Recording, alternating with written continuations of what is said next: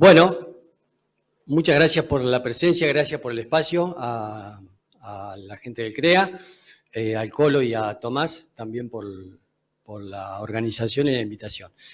Yo elegí empezar, voy a tratar de ser, hay mucho para mostrar, pero voy a tratar de ser lo más breve posible hasta que me digan que se me corta el tiempo.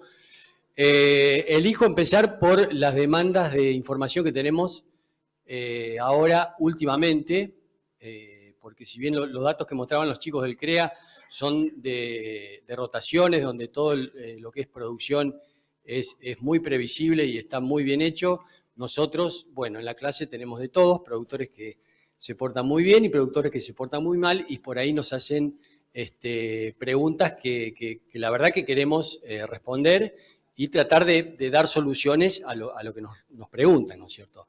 Entonces, daños por fitotoxicidad es una pregunta que nos hacen ahora en esta etapa de decir, bueno, mira, el trigo no veo bien, lo voy a secar, pero yo usé finés en el trigo y me llovió poco o no se incorporó con la lluvia, entonces quiero hacer maíz o quiero hacer sorgo o quiero hacer girasol después de ese trigo. Obviamente descartamos lo que es sorgo y girasol porque son muy sensibles a sulfonilureas.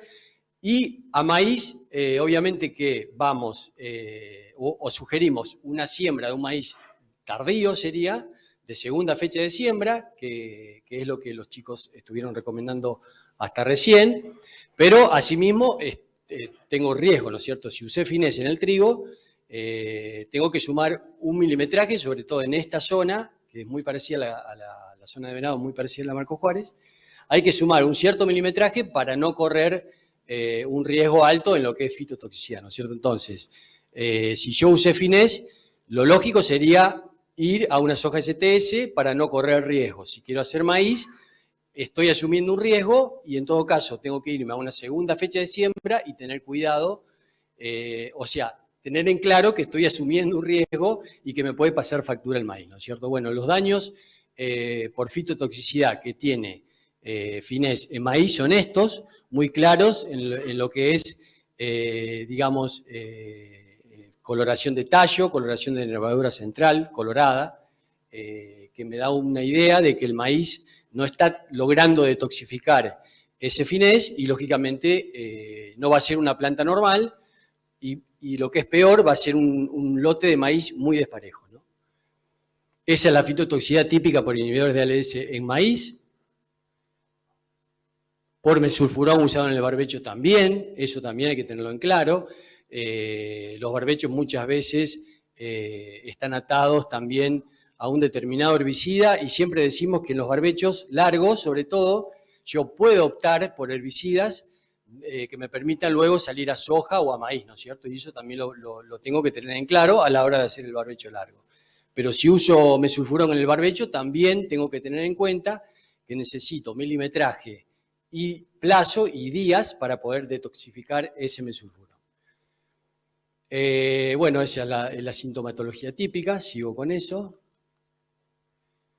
Fitotoxicidad por cloroacetamidas también, digamos, es herbicidas, digamos, las cloroacetamidas, tanto S-metolaclor como metolaclor, como acetoclor, digamos, son cloroacetamidas, son herbicidas que están registrados en el cultivo de maíz, pero mal usados o usados fuera, digamos, de un periodo del cultivo donde es muy sensible a ese herbicida, le puedo estar provocando una fitotoxicidad al cultivo y lo que es peor, digamos, lo que decía recién, hace muy despareja la emergencia, lo que mostraba Cristian recién es que es muy importante en el maíz tener una emergencia pareja de las plantas para que no haya plantas dominantes y dominadas.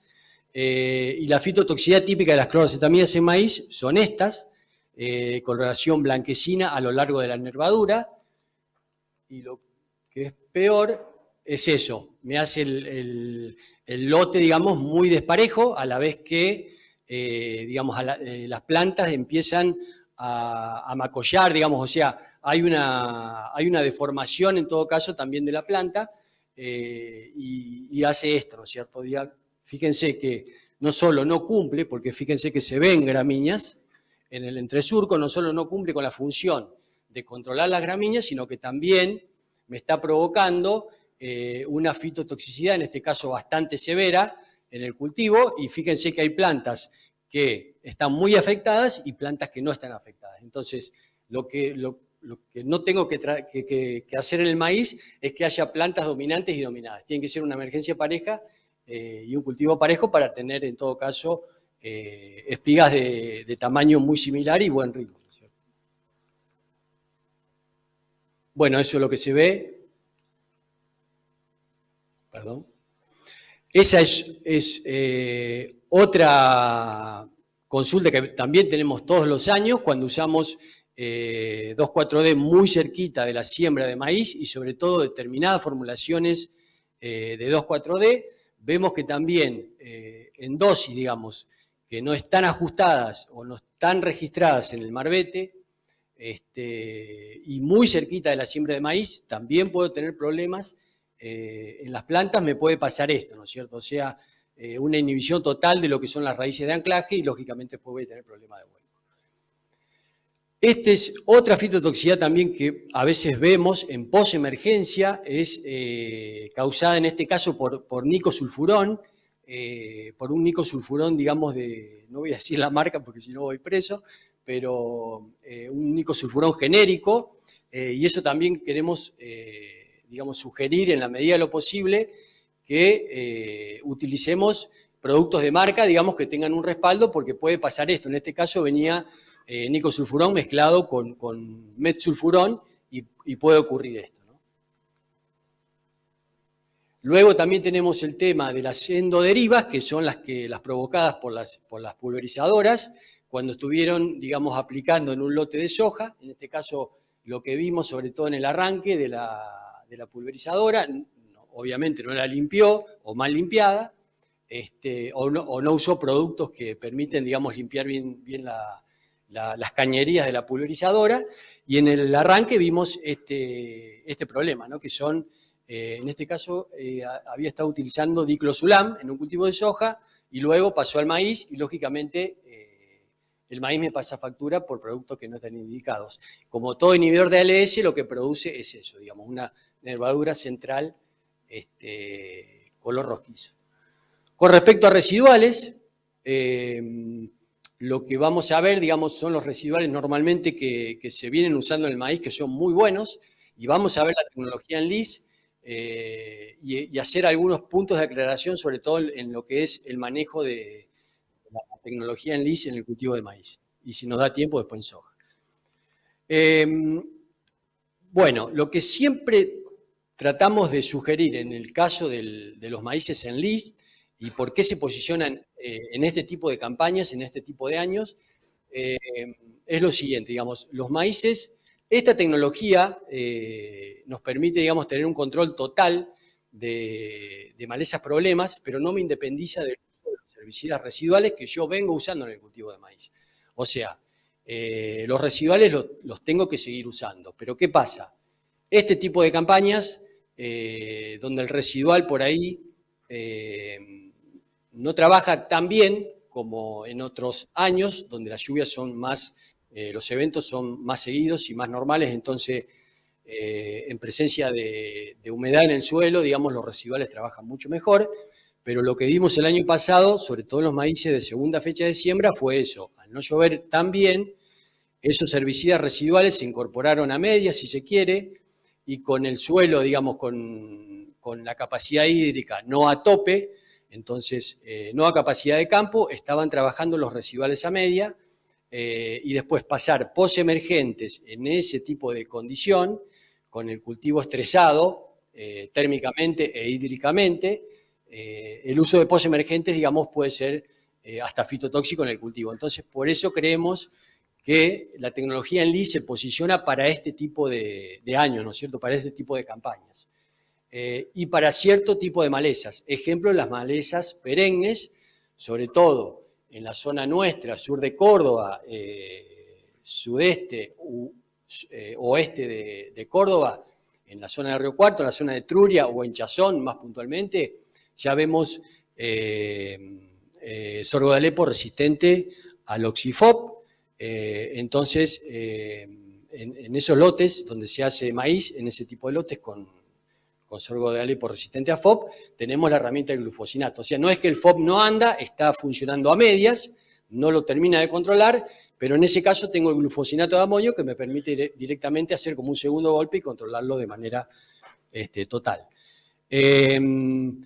La tecnología LIS tiene esto, es resistente al glifosato, a la sal colina del 2,4-D, a la sal colina del 2,4-D, repito, no a toda la formulación del 2,4-D, a la loxifob, a FOB, o sea, a graminicida FOB, no a DIM, porque también está eso, nos preguntan si es tolerante a todos los graminicidas, y no es así, es tolerante a la loxifob y al glufosinato de amonio, ¿no es cierto? Ahora, ¿desde cuándo es tolerante? Es tolerante desde la presiembra hasta la posemergencia, o sea, no pierde la selectividad a esos herbicidas ni en presiembra ni en posemergencia. El tema es que en posemergencia directamente, digamos, hay una ventana de aplicación que la empresa lo sugiere por el tema de residuos que puedan quedar luego en el grano, y es lógicamente algo que hay que evitar.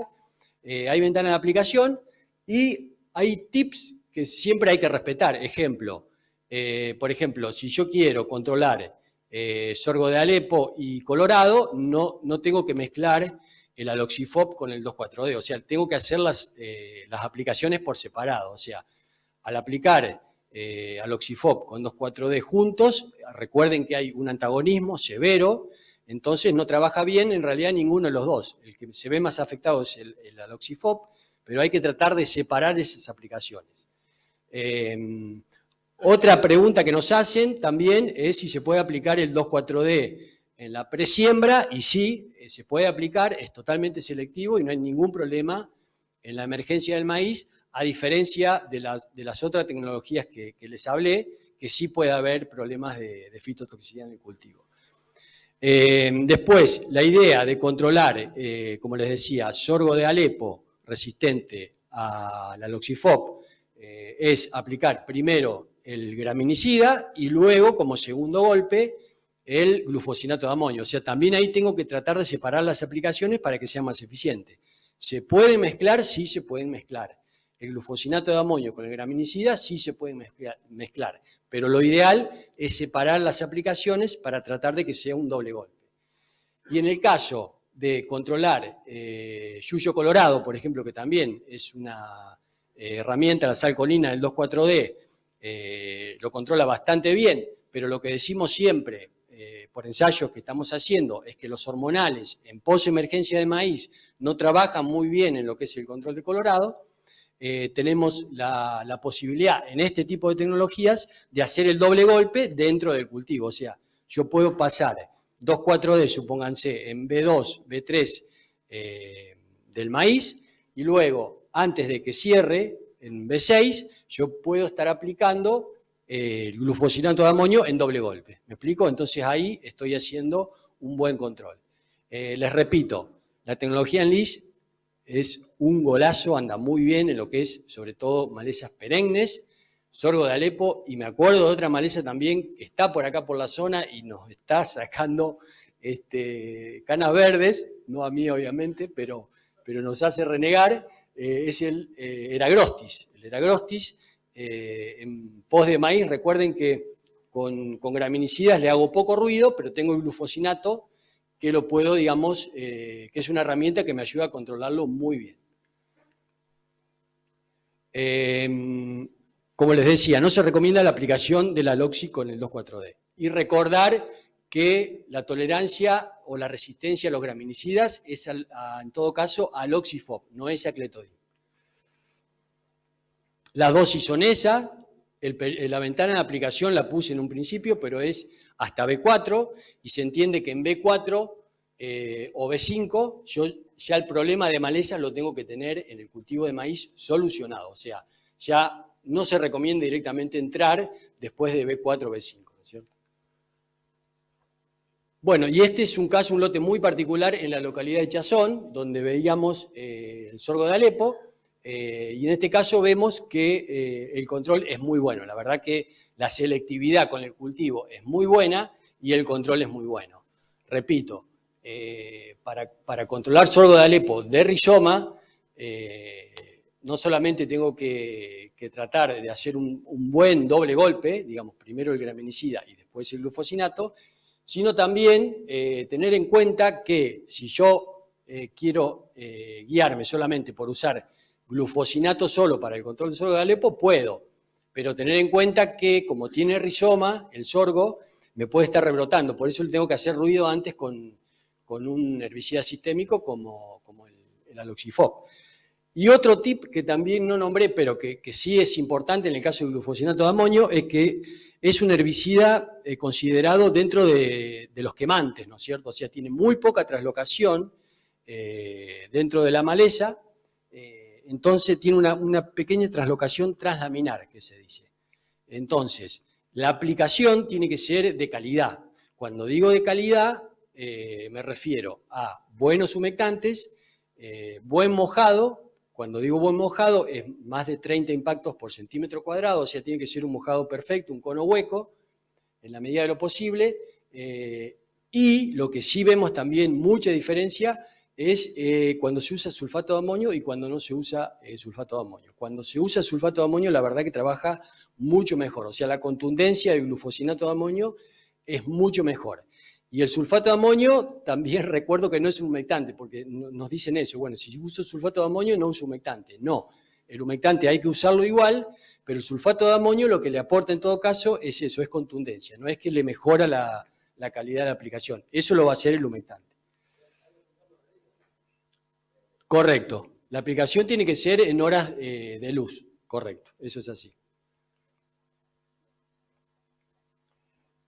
Otra estrategia que estamos usando para lo que es el control de sorgo de Alepo, en el caso de sorgo de Alepo resistente, que vemos que se nos está complicando con los graminicidas, es el uso de imazapir, que es una imiosolinona, el antiguo Arsenal, para el que se acuerde, para los que ya tenemos una edad, lo usábamos en alambrados, el imazapir al 48%, vemos que usado en el mes de marzo o abril, cuando todavía el sorgo de Alepo está verde, a ver si pasa, perdón, cuando todavía el sorgo de Alepo está verde en esa etapa, marzo-abril, después de la cosecha, y agarra algo más de biomasa, entonces, como en esa etapa el sorgo de Alepo, hay un libro que escribió Leguizamón de la Universidad de Rosario, la verdad que está muy bueno.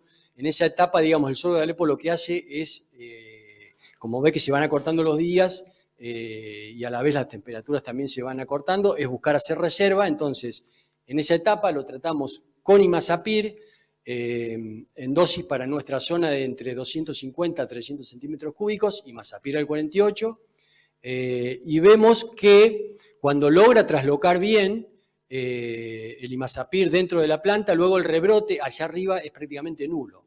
O sea, con esa técnica nosotros pudimos recuperar esos lotes que están cerca de las vías férreas, donde el sorgo de Alepo se mete de alguna manera, se las arregla para meterse.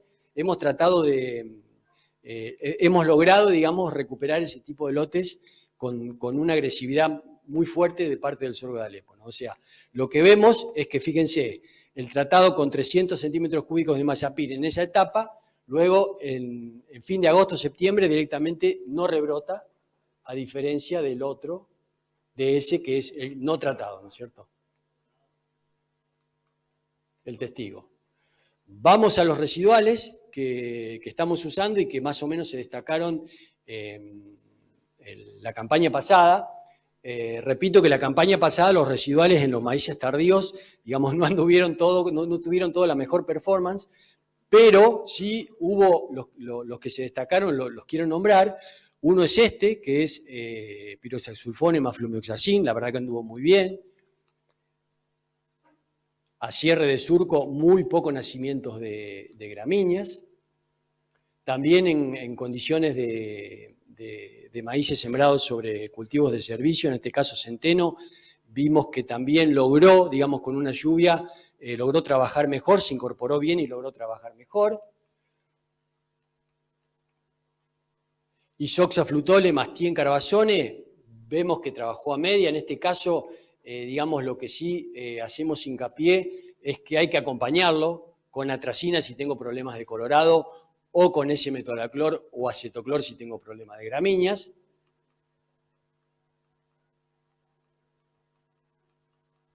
Pásamela.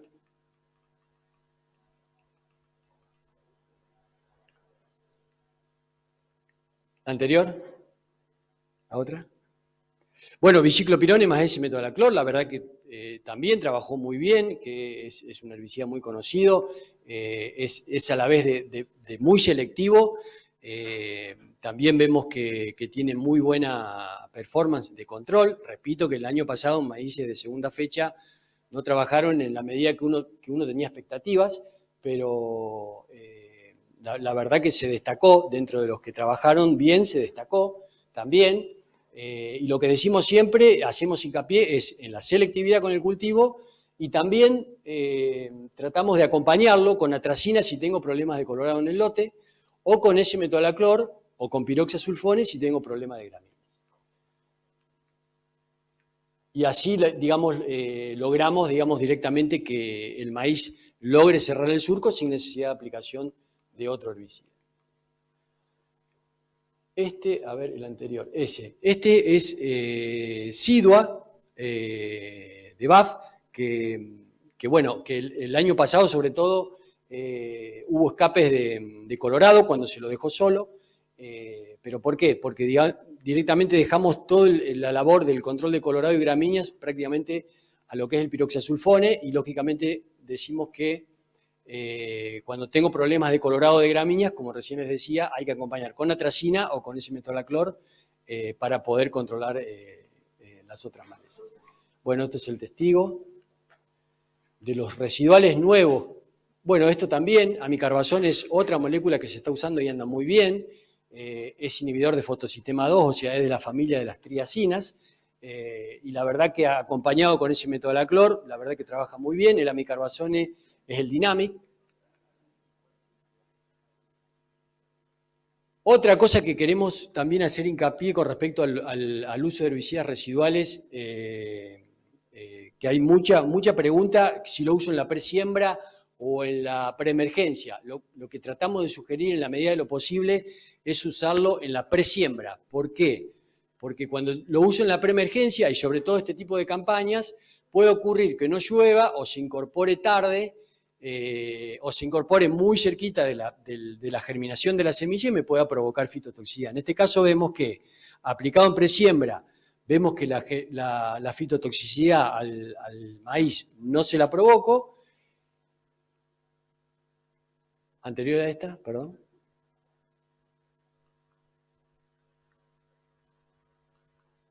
Bueno, se me borró. Pero cuando lo hago en la preemergencia, vemos que, sobre todo el flumioxacin, cuando hago el piroxasulfone más el flumioxacin, el FIRS, en la preemergencia, vemos que hay determinadas situaciones donde puedo provocar fitotoxicidad. Entonces, sí o sí tengo que hacerlo en la preemergencia, en la presiembra, perdón, es herbicida fundamentalmente. Dentro de lo que es nuevo está el Boraxor de BAF, que es trifludimeoxacin, masaflufenacil, anda muy bien para controlar lo que está nacido, y cuando se incorpora lo que van a hacer, hablo puntualmente de yuyo colorado, pero a esta molécula la tengo que acompañar, ¿no? O con piroxasulfone, o con S-metolaclor, o con acetoclor para lo que es el control de gramíneas. Esto es el testigo. Este es otra molécula de FMC, es isoxazolidinona. La verdad que la estamos probando en trigo, en maíz. Bueno, la empresa ya lo tiene a punto de salir el registro. En trigo yo creo que ya tiene registro. En maíz se está por registrar ahora. Y mezclado con terbutilacina, esta molécula, la terbutilacina Esterbine, la verdad que anda muy bien y es una mezcla muy bien balanceada en lo que es hoja ancha y gramíneas, ¿no es cierto? Eso es el testigo. Otra molécula que vemos que, bueno, que ya se venía usando, pero que se está por salir el registro ahora, es el sulfentrazone en maíz, mezclado con S-metolaclor o con piroxa o con acetoclor o con metolaclor solo. También vemos que al maíz no le provoca fito, es selectiva, digamos, la molécula, y cuando lo mezclo con la clorocetamida vemos que es muy, es una mezcla también muy bien balanceada en lo que es hoja ancha y gramínea. Esto es el testigo.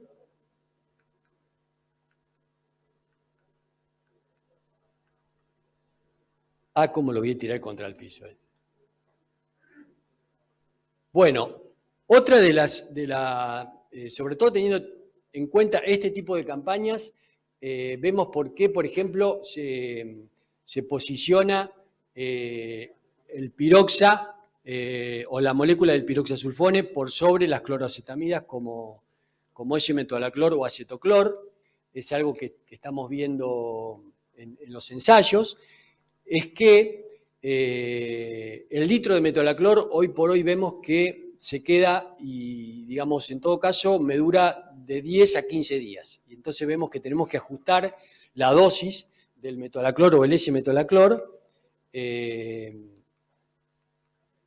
está. Ahí está. Gracias.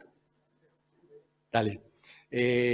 ¿Por qué ajustarlo? Porque el litro de metolaclor, repito, me estoy quedando con lo que es plazo y periodo de control, la verdad que me estoy quedando.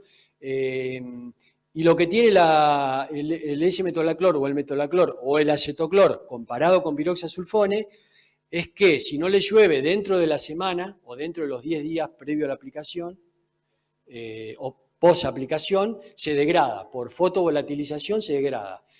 Eso el piroxasulfone no le pasa. Por eso creemos que en este tipo de campañas es importante, digamos, tratar de elegirla para control de gramíneas, ¿no? Más allá del aporte que me hace el piroxa también en Colorado. A la vez, fíjense, 18 días después de aplicado con metolaclor 1 litro, yo veo nacimientos de Colorado. El control de gramíneas, si se quiere, es relativamente bueno, pero como les decía anteriormente, si no llueve dentro de la semana después de aplicado el S-metolaclor, se empieza a degradar y no trabaja bien. Con piroxasulfone eso no ocurre, tiene más, digamos, es más resistente a la luz, o sea, no se fotovolatiliza tan rápido, y vemos que en esa dosis, a pesar de que tiene registro de 200 centímetros cúbicos en maíz y en soja, vemos que 120 centímetros cúbicos, 20 días después de la aplicación, vemos que trabajó mejor, tanto en Colorado como en Cloris. Lo que ustedes ven acá es Colorado y lo que ven, fíjense, lo que se ve acá, esa parcela en particular tenía mucho Cloris virgata, que es una maleza perenne, que el S-metolaclor no me la controla bien, el acetoclor tampoco, pero piroxasulfone sí me la controla. La verdad que tiene muy buen efecto en ese tipo de maleza, en las cloridias sobre todo. Y vemos que también tiene más persistencia en el tiempo. Lo que tiene piroxasulfone, digamos, como contra, que no es una contra, es que se puede usar en trigo, se puede usar en maíz, se puede usar en soja, y lamentablemente si lo usamos en todos los cultivos, de alguna manera lo vamos a presionar tanto que lo vamos a perder en poco tiempo. O sea, lo ideal sería usarlo en un cultivo y tratar de rotarlo también con otros modos de acción.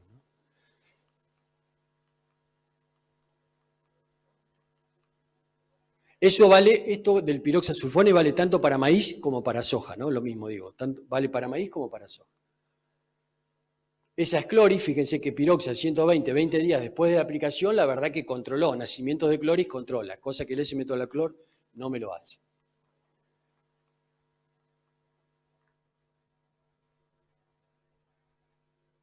Eso es lo que veo, fíjense la diferencia. El S-metolaclor no lo controla muy bien al Cloris. Bueno, para Eragrostis, en maíces que no son en list, y quiero controlar Eragrostis en posemergencia, lo que estamos viendo es esto. El nicosulfurón, le vemos algún efecto en Eragrostis. No dice en el marbete del nicosulfurón que controla Eragrostis, pero sí le estamos viendo un efecto de control.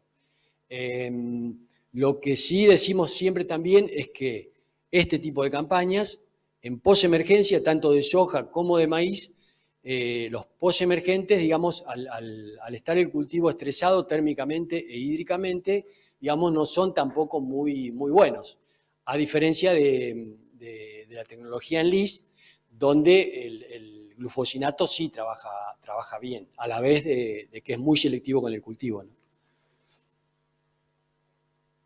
En posemergencia de maíz también tenemos herramientas para controlar gramíneas difíciles como cloris,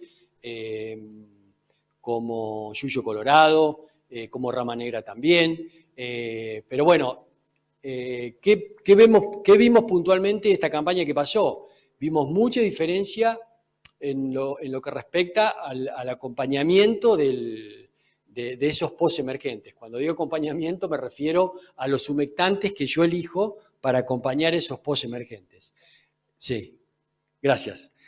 Fíjense, topramezone con un humectante siliconado, el control, a pesar de que uno piensa que no es tan contundente, la verdad que el control fue muy bueno y sí le vimos mucha diferencia cuando usamos topramezone, por ejemplo, o sea, esta condición versus topramezone mezclado con un humectante común, digamos. Ahí sí le vimos mucha diferencia. Y acá está la diferencia, a ver. Anterior. Ahí está, el humectante común, fíjense que el control no es bueno, acá sí que no fue bueno. No solamente no controló el colorado, sino que la quinocloa no la controló bien tampoco. Bueno, tolpiralate también es otra molécula para controlar cloris en posemergencia de maíz y como decía recién, también es importante la selectividad que tiene la molécula también con el cultivo, ¿no? Bueno, ya para ir a soja y para ir cerrando, ya que me queda poquito, definir la tecnología en LIS en soja, la aplicación de glufosinato de amonio, la ventana de aplicación en el caso del glufosinato, igual que el maíz, la tecnología en LIS en soja, digamos, no me independiza del uso de residuales, yo tengo que seguir usando los residuales, pero es un seguro que tengo para determinado tipo de malezas, como les decía recién, malezas perennes como sorgo de Alepo, que con los graminicidas, con los FOP no los estoy controlando bien, y a la vez rama negra, que rama negra, acuérdense que ya es resistente, digamos, a las triazolpirimidinas, al diclosulán en posemergencia, y ya que en posemergencia de la soja ya no la podemos controlar como la controlábamos campañas pasadas, con diclosulam directamente. La única herramienta que tengo para controlar bien rama negra en posemergencia de soja es la tecnología en LIS, o sea, glufosinato más 2,4-D. La ventana de aplicación de glufosinato, o sea, no es que pierda selectividad al glufosinato en ninguna etapa del cultivo, pero sí hay una ventana de aplicación que hay que respetar según el marbete y según la empresa para evitar dejar residuos luego en el grano, ¿no es cierto? Y es eso, desde presiembra hasta B4 con glufosinato, y la ventana de aplicación de la salcolina del 2,4-D es desde presiembra hasta posemergencia. Y la verdad que la selectividad es muy buena y el control ya sea de rama negra o de yuyo colorado, la verdad que fue muy efectiva. A ver si tengo tiempo de mostrarla. Bueno, esto es lo que tengo que tratar de evitar en soja, que antes del cierre de surco tenga nacimiento de malezas. Y ya con esta termino, es el control de yuyo colorado en posemergencia de soja con la salcolina del 2,4-D. Si lo quiero hacer en doble golpe, después pegar el segundo golpe con glufosinato, mejor. Pero vemos que si son colorados chiquitos, los controla muy bien el 2,4-D, pero cuando ya pasan un determinado tamaño, no alcanza a controlarlos bien, ahí sí o sí me tengo que ir a un doble golpe. Eso es cuando hago el doble golpe. En este caso, el yuyo colorado, usé primero el 2,4-D y como segundo golpe, glufosinato de amonio. Bueno, cerraría acá, pero lo que quería decir... Sí, lo que quería decir en soja también, ya como para dejar un mensaje, es que con lo clásico, con lo que es clorocetamida más PPO como residual, ya vemos que de alguna manera nos estamos quedando, ¿no es cierto?, en lo que es el control. Y sobre todo este tipo de campañas donde las sojas no alcanzan a cerrar rápido, entonces vemos que por ahí los residuales se quedan sin nafta, y es importante empezar a mechar algún otro modo de acción que puede ser previo a la siembra, puede ser en posemergencia, pero tratar de agregar algún otro modo de acción que me ayude a atajar sobre todo el yuyo colorado en soja, ¿no? Que es hoy por hoy la demanda de mayor información de control en posemergencia. Tenemos que tratar de controlarlo con herbicidas residuales y hoy por hoy lo que agregaría es un modo de acción más. ¿Cuándo? Bueno, puede ser en un barbecho intermedio, en esta etapa, como puede ser diflufenicán, como puede ser metribuzin, y después usar la clorocetamida más el PPO, o puede ser también en posemergencia, puede usar, supónganse, algún PPO más alguna clorocetamida previo a la siembra, y en la posemergencia agregar piroxasulfone, se me ocurre. Eso lo puedo hacer, es una alternativa, vemos que funciona, y a la vez me agrega también residualidad, me permite que el cultivo pueda cubrir, ¿no? Bueno, hay mucho más para mostrar, pero lamentablemente se me acaba el tiempo, así que quedo a disposición para las preguntas. Muchas gracias.